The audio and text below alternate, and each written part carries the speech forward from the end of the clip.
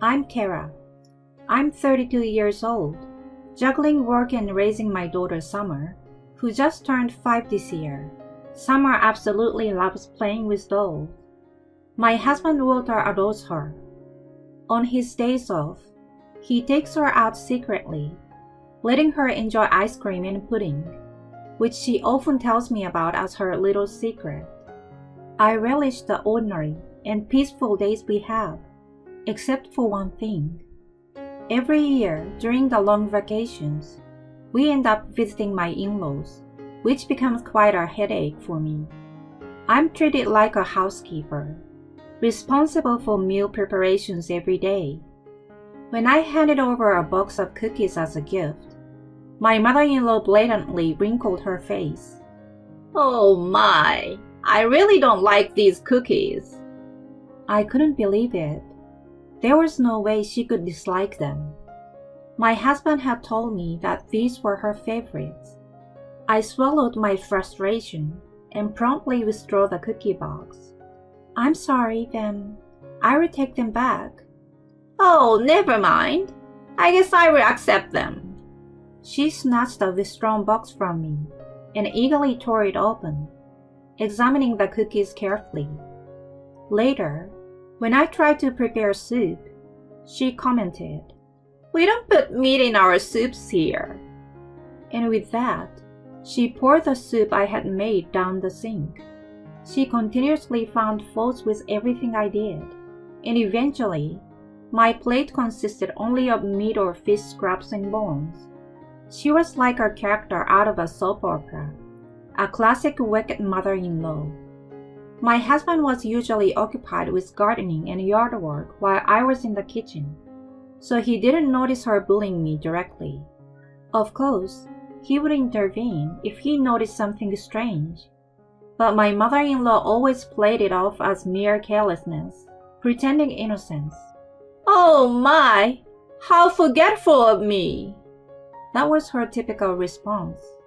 My husband always sighs and swaps my plate with his when my mother-in-law behaves this way, but this only seems to irk her more. I often think, why not just stop the harassment? But maybe, for my mother-in-law, this is her source of entertainment.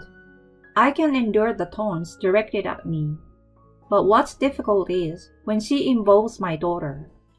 During this family gathering, my husband's younger sister and her husband visit along with their 7-year-old son Noah.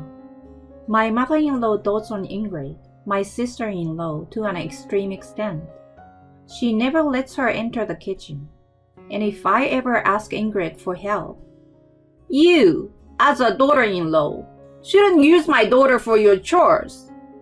Like mother, like daughter, Ingrid also doesn't lift a finger and spends her time idly during her stay at my in-laws. My mother-in-law's doting extends to Ingrid's sons as well. "Noah, here's the video game you wanted." "That's great, Noah. Make sure to thank Grandma." "Thank you." My mother-in-law and Ingrid both smiled contentedly as they handed Noah the game without even looking at him. Then, my mother-in-law carelessly tossed a small item to my daughter, Summer. "Here, Summer, this is for you." What she tossed was a small notepad with a cat illustration on the cover. "Wow, this is so cute. Thank you, Grandma." Summer's pure smile made my mother-in-law's mouth twitch involuntarily. "See? It's the thought that counts more than the prize." Ingrid burst into laughter upon hearing this, which irked me. But my husband was the first to speak up. "Mom, stop favoring your grandchildren. It's not right." "It's a differentiation, you know. It's natural to treat a kindergarten child differently from an elementary school student." "There is only a 2-year age gap." As the adults argued, our daughter looked on anxiously. Noah also seemed uncomfortable. It was so immature to involve the children in our conflicts. Ingrid was laughing hysterically, observing the quarreling adults. Just then, my father-in-law, who had been quietly sitting aside, chimed in. What's the matter? Did she do something to upset Walter again? Grandpa! Summer, Noah, want to go for shaved ice with Grandpa? Kira, you should come too. The mango shaved ice over there is outstanding. Sure. I love you, Grandpa! Summer's grandfather affectionately patted her head, and Noah too seemed relieved as he held his hand. This open favoritism between my sister-in-law's son and my daughter was increasingly bothersome. I could tolerate it for myself, but I knew that returning to my in-laws' place was not good for Summer's upbringing. My husband understood this too, so we had only been visiting them a minimum of twice a year for the past few years. However, the situation continued to worsen. My husband, me, and our daughter Summer all had our daily routines, work for us, and preschool for Summer. I usually finished work first, so I was responsible for picking up Summer. But one day, Summer started insisting that she wanted her dad to pick her up, throwing a tantrum about it. But that wasn't all. When we got home, "I want to eat dinner with Daddy. I want to take a bath with Daddy. I want to sleep with Daddy." These were her daily demands. Everything has to be with Daddy, and she cries if it's not. Even though I try to convince her, it's mostly me taking care of her until my husband gets home from work. But there are days when she insists on Daddy so much that she cries uncontrollably until he comes back. I'm already tired from work, and I want her to sleep early for her daycare the next day, so it gets frustrating. At first, my husband was delighted by how much she loved him, but lately, with her constant demands for him, he's been exhausted. Something was off. We both realized this was unusual, so we decided to ask Summer. "Summer, why do you want Daddy so much?" Summer looked at me with a serious expression and tightly grasped her skirt. "Because Daddy is going away." Huh? Suddenly, Summer shouted at us. "Because Daddy is not Summer's real daddy. That's why she's going away." "Sweetheart, what are you talking about?" What in the world is my daughter saying? My husband tried to talk to her gently. Daddy is your real daddy. "No, you're not, because I don't look like Daddy at all." We exchanged glances. It's true that Summer looks exactly like me, to the point where people comment that she got none of her father's genes. "Summer, you might look like Mommy, but you're both Mommy's and Daddy's little one." "No, he's not my daddy. He's not." I try to calm her down, but my daughter stubbornly shakes her head. And then she shouts something unbelievable. "Grandma said I don't look like Daddy because Mommy cheated, and Summer's real daddy is someone else." What? Our simultaneous reactions reflected our shock. Mom? How could she? "Yeah, Walter, this is just too much." I desperately suppressed the urge to storm out and kick down the door at my in-laws. My husband's tempers were throbbing with anger, but we needed to talk to our daughter calmly. Summer, you're definitely Daddy's little one. And Mommy would never do something that would make you and Daddy sad. Right, Kara? My husband looked directly into my eyes. With nothing to hide, I returned his gaze squarely. "Of course, Daddy can only be your daddy." "Really?" As my husband and I nodded emphatically, the tension visibly drained from Summer's body. I pulled her close to me. "I'm sorry, Summer. I apologize for not realizing her anxiety earlier. You are definitely Mommy and Daddy's little one. You will always be with us, Summer." My reassurance made Summer's contorted face relax, and she burst into tears, trembling in my arms. That night, My husband and I slept holding her hands. I had been naive. I failed to see through my mother-in-law's foolishness when she could instill such malicious lies in her young granddaughter. "I'm sorry, Summer. Mommy will fight for you." With her left hand, my daughter held on to me while my husband lying beside her glared with anger in his eyes. We would never forgive my mother-in-law. Absolutely never. During the weekend, we left Summer with my mother and confronted my in-laws. Ingrid, who happened to be visiting, sat beside my mother-in-law, smirking while eating ice cream. "What? Isn't this just Summer's misunderstanding?" My mother-in-law played innocent, but when we pressured her, she quickly changed her tune. So what? She doesn't look like my son because it's true. Kara got pregnant with another man's child, didn't she? You hit her nerve, and now you're lashing out. Walter, wake up and move on. Find yourself a nice, young, and cute wife. Yeah, Walter has terrible taste in women, doesn't he? Well, I already produced an heir, so it's okay if Summer isn't around. Maybe leave your cheating wife and start over? You guys, I can't believe this. My husband's temper throbbed as he reacted to my mother-in-law and Ingrid's attitudes. I was furious, but at the same time, I was utterly astounded. To think that my daughter looked different from her son and was accused of infidelity so abruptly. Could it be? Suddenly, an idea struck me, and I voiced it. Could it be because you had a similar experience? What? My mother-in-law let out a strangled gasp, her face noticeably paling. I never thought it could be true, but did I hit her nerve? We wouldn't casually accuse someone of having an affair just because their child doesn't resemble them. But if you have had a similar experience, it all makes sense now. Mom? No way. My husband looked at my mother-in-law in disbelief. Even Ingrid, who was usually composed, seemed shocked as she let ice cream drip from her trembling hand while gazing at my mother-in-law.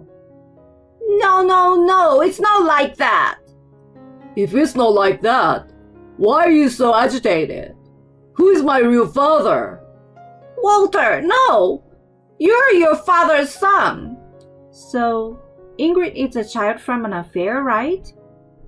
In that moment, my mother-in-law covered her mouth in shock. Seeing her reaction, even Ingrid widened her eyes and gasped. Mom? No! Ingrid is also my husband's!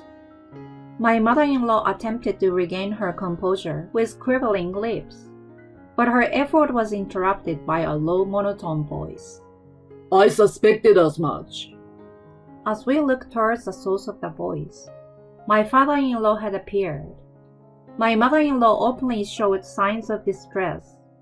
No, I didn't have an affair. Stop it. This is embarrassing. My father-in-law sighed deeply. I had a hunch. For several years after Walter was born, we couldn't have children. Or rather, we didn't engage in activities that could result in children. So when you suddenly pushed for a child and then became pregnant almost immediately, it felt strange. Still, when our daughter was born, she was adorable. I thought that if I endured it and pretended not to notice, I could protect my family and my children. But it seems I was wrong all along. That's not... Overwhelmed by shock, my mother-in-law stumbled and fell to her knees. Kara, I'm sorry for the discomfort my wife and daughter have caused you. Today marks the end of such discomfort. Thank you. These two are no longer part of our family. Dad! My mother-in-law and Ingrid both let out anguished cries. My mother-in-law clung desperately to my father-in-law's arm. It's really not true. Ingrid is undoubtedly your child. You believe Kara more than the woman who's been with you for over 30 years? Mom, stop it. This is embarrassing. My husband, frustrated and disgusted, stared back at his mother, who was glaring at him like a demon. In the midst of this, my father-in-law uttered calmly, That's right. Right, honey? You believe me, right? If it turns out Ingrid is not my child, it means you've deceived me for almost 30 years. My father-in-law pushed away my distraught mother-in-law without mercy, leaving her in despair. We will have a DNA test, and if it proves Ingrid is my child, I will believe you. If not, then you can leave. My mother-in-law, with a pale face, slumped to the floor. Beside her, Ingrid, dazed and shocked, stood amidst the melted ice cream puddle. Unlike my situation, my mother-in-law's infidelity seemed indisputable. The next day, my husband obtained a DNA testing kit and reluctantly collected samples from my mother-in-law and the stunned Ingrid. Through the power of science, it was confirmed that my husband and my father-in-law were indeed biologically related, while Ingrid's connection was disproven. With a solemn expression, my father-in-law expelled my mother-in-law from the house and filed for divorce. In order to compensate for her years of deceit and infidelity, my father-in-law took most of the property when he left, leaving her with almost nothing. Homeless and penniless, my mother-in-law attempted to move in with Ingrid. Unexpectedly, Ingrid's husband also demanded a DNA test for their son Noah. It turned out that Ingrid had also been unfaithful. Her husband had suspected it for a while, but refrained from investigating, concerned about the impact it might have on little Noah. However, witnessing the dramatic divorce between his parents-in-law had changed his mind. Fortunately, the DNA test confirmed that Noah was indeed his biological son. However, Ingrid's infidelity remained a fact, leading to their own divorce. Due to the severity of her actions and Noah's strong desire, custody was awarded to her husband. My mother-in-law and Ingrid ended up living together in a small apartment, struggling with their reduced circumstances. Legally, Ingrid was still considered my father-in-law's child. However, my father-in-law had a plan. To reduce Ingrid's inheritance, he adopted me and my daughter Summer. By increasing the number of children and ensuring a well-drafted will, he aimed to minimize what would ultimately go to Ingrid. Ingrid, who lost her beloved son and had been living a luxurious life supported by her husband's income, couldn't bear this change. She incessantly blamed her mother for her misfortunes and tried to impose herself on our family. Naturally, my husband and I had no intention of accepting my mother-in-law. My husband looked down at his mother with disgust and told her to be ashamed of herself. At that moment, Summer, hearing the commotion at the front door, peeked out curiously. When my mother-in-law saw Summer, her face suddenly brightened. "Summer, honey, please ask Mommy and Daddy to help your grandma. Everyone has been mean to Grandma, you see." After all she had put Summer through, what audacity to make such a request. I turned to hide Summer behind me, ready to give her a piece of my mind. But in an unexpected turn, Summer spoke up. "No." "Huh?" Summer firmly rejected her grandmother, who stared back in disbelief. Summer looked at her grandmother with eyes that I had never seen her use on anyone, not even her parents. "Grandma tried to take Daddy away from me, so no. It's a no-no." My mother-in-law turned pale. Could she have forgotten the evil deed she had committed? She truly was beyond redemption. I wouldn't do such things anymore. Look, Summer, I will buy you lots of your favorite toys and sweets. I don't need them. Grandma is a liar. To prevent any further trauma, I tried to carry Summer back to the room. However, my stubborn mother-in-law continued to insist on stopping us. If you continue this, I will call the police. Is that clear? My mother-in-law, humiliated and defeated, let out a pitiful cry and collapsed. Without mercy, my husband firmly took her away. And so, my mother-in-law ended up with a miserable retirement due to her greed. From then on, we often invited my father-in-law to our home. He now seems more lively than he did back when he lived with his ex-wife. With my mother-in-law and Ingrid gone, he enjoys a stress-free environment, and each visit feels like a celebration. Hey, Kira, I brought some watermelon. Wow, that looks delish. Thank you. Where's Summer? Seeing my father-in-law eagerly looking forward to seeing his beloved granddaughter, I put my finger to my lips and silently led him through the hallway. I opened the living room door, revealing my husband and daughter, both fast asleep in the same position after a tiring day of play. My father-in-law quietly chuckled. They look so much alike. Though their faces might not resemble each other, there was no doubt that Summer and my husband were parent and child. In that moment, I couldn't help but feel that I had the most precious family in the world right there with me.